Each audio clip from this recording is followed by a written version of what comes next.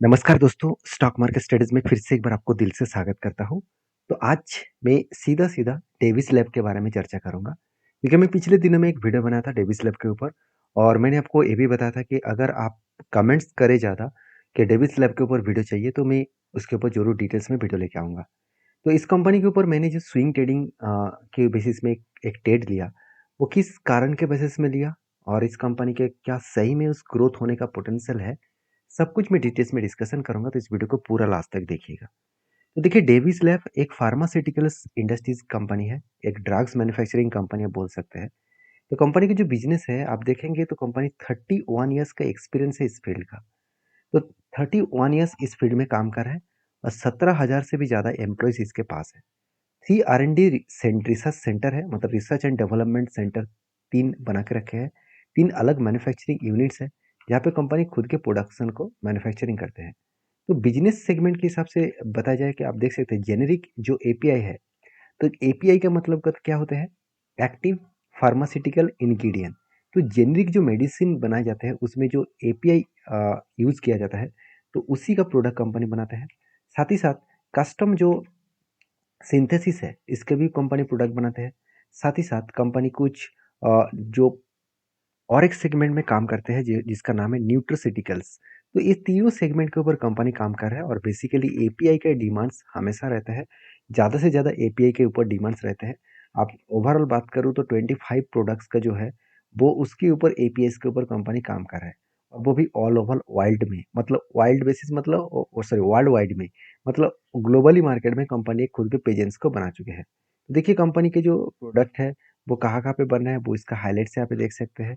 तो कंपनी के business point of view से बात करूँ, तो कंपनी फार्मास्यूटिकल इंडस्ट्रीज में एक लीडर प्लेयर भी है, क्योंकि इसका पेयर ग्रुप से बात करूँ तो आप खुद ही देख सकते हैं कि कंपनी फार्मास्यूटिकल इंडस्ट्रीज में, इंडियन ड्रग मैन्युफैक्चरिंग इंडस्ट्रीज में कंपनी नंबर 1 है। देखिए, आप सभी जानते हैं इंडिया एक आईटी सेक्टर, मतलब आईटी सर्विसेज के ऊपर एक लीडर कंट्री है ऑल ओवर वर्ल्ड में। साथ ही साथ मेडिसिन मैन्युफैक्चरिंग में भी इंडिया एक लीडिंग प्लेयर है। तो ये इस सारे प्रोडक्ट्स के बेसिस में फार्मास्यूटिकल्स जो है, वो pharmaceuticals India, sorry pharmaceutical industries आज जिस तरीके से ग्रोथ में है, फ्यूचर में और भी कई गुना बढ़ने वाला है। क्योंकि देखिए जिस तरीके से अलग अलग डिजीज, अलग अलग जो वायरसेस अटैक्स हो रहा है ऑल ओवर, आज ग्लोबल मार्केट में आपको कुछ ही दिन पहले कोविड जैसे सिचुएशन दिखा, तो इस तरीके से सिचुएशन फ्यूचर में और भी ज़्यादा बढ़ने वाला है, क्योंकि पॉल्यूशन से लेकर बहुत सारी चीज़ बढ़ रहा है, तो उसके कारण बहुत सारे बीमारियाँ देखने को मिलेगा। उसके अकॉर्डिंग जो फार्मास्यूटिकल्स प्रोडक्ट का डिमांड है, वो हमेशा बढ़ता रहेंगे। तो उनमें से डेविस लैब मुझे ज़्यादा पसंद है, क्योंकि इस कंपनी सिर्फ प्रोडक्ट्स, मतलब फार्मास्यूटिकल्स प्रोडक्ट्स नहीं, वो अ, एक्टिव फार्मास्यूटिकल्स इंग्रीडिएंट भी बनाते हैं। तो कंपनीज़ के मैं डिटेल्स में डेटा के बारे में बात करूँ तो आप खुद ही देख सकते हैं, इस सेक्टर के लीडर प्लेयर होने के बाद भी कंपनी में कितना ग्रोथ है। देखिए, एवरेज अगर इस सेक्टर में टोटल 27 कंपनी के बारे में चर्चा करूँ, तो एवरेज जो सेल्स का ग्रोथ है 5% है, मगर कंपनी का जो ग्रोथ है वो 19% के आसपास देखने को मिलेगा। उसी तरीके से अगर प्रॉफिट ग्रोथ के बारे में बात करूँ, तो एवरेज सेक्टर के 3% का प्रॉफिट ग्रोथ है, जहाँ पे डेविस लैब का 20% का ग्रोथ देखने को मिलेगा। और ₹1 भी कंपनी के पास कर्जा नहीं है। क्यों? क्योंकि आप खुद ही देख सकते हैं, कंपनी का मार्केट कैप 1,32,900 करोड़ के आसपास है। और उसके अकॉर्डिंग कंपनी का वैल्यूएशन ज़्यादा है। मैं आपको वैल्यूएशन सबसे पहले दिखा देता हूँ। कंपनी का पी रेशियो आज पीक लेवल में है, क्योंकि इसका एवरेज पी रेशियो निकल कर आ रहा है 51 और कंपनी खुद के पी रेशियो निकल कर आ रहा है 80 के आसपास। अभी देख सकते हैं कंपनी का वैल्यूएशन हाई हुआ है और इंडस्ट्रीज के पी रेशियो के हिसाब से भी हाई है। कि इस हाई वैल्यूएशन के ऊपर क्या मैं इस कंपनी के ऊपर काम करूंगा, वही मैं आपके साथ यहाँ पे डिस्कशन करने वाला हूँ। पहले देखिए कंपनी के ऊपर क्वार्टरली अगर रिजल्ट के बारे में बात करूँ, आप ध्यान से देखना, कंपनी पिछले क्वार्टर्स में जो रिजल्ट किया था, उसको इजीली एस्टीमेट के हिसाब से बीट गया। मतलब company year of year basis में एस्टीमेट को बीट किया, मगर क्वार्टर बेसिस में कंपनी एस्टीमेट को बीट नहीं कर पाए। उसी के अकॉर्डिंग अगर कंपनीज के ऊपर और भी कुछ डेटा के बारे में बात करूँ, जैसे कंपनी का नेट प्रॉफिट देखा जाए, तो कंपनी 356 से लेकर 430 करोड़ बने, मगर पिछले क्वार्टर्स को बीट नहीं कर पाया। मतलब अभी भी कंपनी के ऊपर एक वीकनेस का माहौल अभी भी जारी है। तो क्या कितना वीकनेस का माहौल है आप खुद ही देख सकते हैं। कंपनी के लास्ट 3 ईयर्स में कंपनी का 4% का सिर्फ सेल्स का ग्रोथ हुआ था और प्रॉफिट 7% के नेगेटिव में ग्रोथ हुआ था। और आज देखिए 12% एक साल में ग्रोथ हुआ और 13% प्रॉफिट का ग्रोथ लास्ट 12 मंथ्स में हुआ। तो एक अच्छा खासा ग्रोथ होने के कारण ही मैं इस कंपनी के ऊपर एक पॉजिटिव डिसीजन लिया और तीसरी बात ये भी है, अगर मैं इस कंपनी के और भी कुछ डिटेल्स डेटा मैं आपके साथ दिखा दूँ, जैसे कंपनी के रेशियोज़। देखिए सेल्स का ग्रोथ थोड़ा-सा वीक तो हुआ, प्रॉफिट का ग्रोथ भी थोड़ा-सा वीक हुआ, मगर आरओई जो रिटर्न ऑफ इक्विटी है, वो एक 28% था, वो घट के 12% हो चुके हैं। और आरओसी जो बहुत ही इम्पोर्टेंस था इस कंपनी के लिए 35% से गिर के 16% हो गया। मतलब अभी भी एवरेज 15% के आसपास ही देखने को मिला। ₹1 भी कर्जा नहीं है, कंपनी का क्या मतलब price to cash flow positive है, और इंटरेस्ट कवरेज जो प्राइस है वो थोड़ा-सा मुझे हाइक लगा, ज़्यादा लगा। तो अभी कंपनी के ऊपर जो पेट मार्जिन है वो हमेशा कहा जाता है कि 1% के नीचे होना चाहिए, तो यहाँ पे 1% के नीचे है।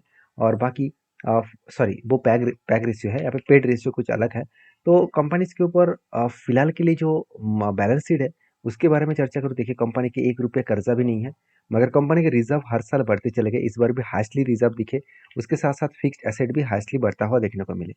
और उसके अकॉर्डिंग कंपनी के ऊपर जो कैश फ्लो है, अगर उसके बारे में चर्चा करूँ, तो देखिए कंपनी का फिक्स्ड एसेट इस बार कंपनी 1000 करोड़ का फिक्स्ड एसेट को परचेज किया। जब कोई कंपनी खुद के एसेट को बढ़ाते चले जा रहे हैं, तो सोचना उस कंपनी के ऊपर कुछ ना कुछ बड़ा होने वाला है।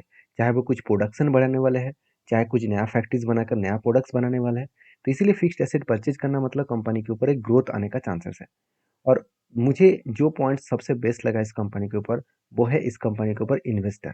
अगर इन्वेस्टर के हिसाब से देखूँ, तो कंपनी के ऊपर देखिए प्रोमोटर के बाद एफआईएस और डीएस ने कोई नहीं माल नहीं बेचा। देखिए कोई माल नहीं बेचा क्योंकि म्यूचुअल फंड ने 14% होल्डिंग को 13% किया, 1% होल्डिंग को बेचा, मगर उसका फायदा डायरेक्टली सीधा-सीधा मतलब एफआईएस ने उठा लिया। 14% होल्डिंग को अभी होल्डिंग को बढ़ाकर 16% कर दिया। तो ओवरऑल अच्छा खासा यहाँ पे होल्डिंग्स देखने को मिला, जिसके चलते कंपनी अच्छा खासा जर्नी भी कर रहा है। और उसके अकॉर्डिंग लास्ट कुछ फ्यू मंथ्स का म्यूचुअल फंड का अगर डेटा देखा जाए, तो म्यूचुअल फंड ने कुछ क्वांटिटीज को सेल किया, जिसका सीधा सीधा इफेक्ट यहाँ पे देखने को मिलेगा। तो चलो अभी मेन पॉइंट्स के ऊपर आ जाते हैं, जो है कंपनी का टेक्निकली चार्ट पैटर्न्स। अगर टेक्निकली चार्ट पैटर्न्स के बारे में बात करूँ, देखिए कंपनी के ऊपर एक लंबा जर्नी के बाद कंपनी क्या किया था, कोविड के बाद कंपनी जो जर्नी किया, उसके बाद कंपनी एक बिग फॉल दिखाया। और ये जो करेक्शन हुआ था वो कितना हुआ था, अगर मैं टॉप लेवल से इसका ग्राउंड लेवल तक देखूँ, तो ऑलमोस्ट कंपनी 50% के आसपास क्रैश हो गया था। मैं हमेशा बोलता हूँ कि कोई भी अच्छे कंपनी अगर टॉप लेवल से 50 से 60% गिर चुके हैं, तो उस लेवल से कंपनी रीबैक करने का एक मतलब डेटा देखने को मिल सकता है। तो शानदार तरीके से कंपनी रीबैक किया, इसके बीच में एक एंटी भी मिला था जो मैं आपके साथ शेयर किया हूँ। तो फिलहाल के लिए एक फ्रेश एंटी फिर से मिला है। जैसे कंपनी के ऊपर यहाँ पे देखिए क्या बने, एक शोल्डर, उसके बाद एक बिग हेड बने, उसके बाद एक शोल्डर बने। तो इसको कहा जाता है शोल्डर कम हेड कम शोल्डर। इसको कहा जाता है reversal head and shoulder pattern. इस पैटर्न्स के बेसिस में जब कंपनी यहाँ पे ब्रेकआउट किया और ब्रेकआउट कंफर्मेशन किया, तो उसके बाद में इंतजार किया कि कब रिटेस्ट करेगा, तो फाइनली रिटेस्ट किया, तब इस जगह पे मेरा एंटी बना। और मैं जो टारगेट लेकर इसको चलूंगा, वो करीबन करीबन इसका टारगेट निकल कर है 6550 के आसपास, जो ओवरऑल 40% के आसपास टारगेट निकल कर आ रहा है। आप खुद ही यहाँ पे मार्किंग करके देख सकते हैं। अगर मैं टोटल इस एंटी लेवल से मैं टॉप लेवल तक देखूँ, तो ऑलमोस्ट 40% के 40-41% के आसपास है। तो मैं इसको जरूर कंटिन्यू करूंगा, और मैं आपको इसके लिए वीडियो नहीं शेयर करूँ कि आप कल ही जाकर बाई सेल कर लीजिए।